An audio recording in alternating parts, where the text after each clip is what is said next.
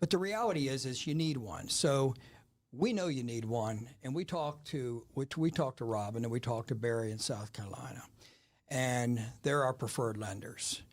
And we said, what can we do to work this out? So if a buyer comes and meets with us and we sign the buyer agency agreement before we start looking at properties, which is what is necessary and should always have been necessary, and there is a fee agreed to, and the seller says, under no circumstances am I going to pay the fee, then the buyer's responsibility financially to us would be reduced to $995 with our forgiveness clause. And the reason being is because we as realtors do not want to stand between the American dream of homeownership and a buyer.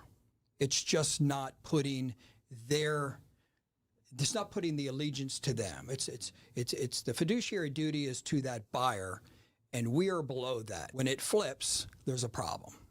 And so we are behind them. And Rob and Barry said this and said, well, if the $995 is the minimum, we'll cover that if they use us as the lender.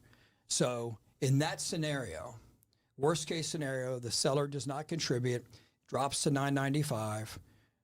They use Barry or Rob for the loan. The lender covers the $995 as a credit at closing to the buyer because it's the buyer's responsibility. They're just handling it for them. The buyer has representation at no cost to them. Yes. So Forrest, a lot of people, especially in our industry, they're probably looking at us and saying, how can you do that? You know, where's the value?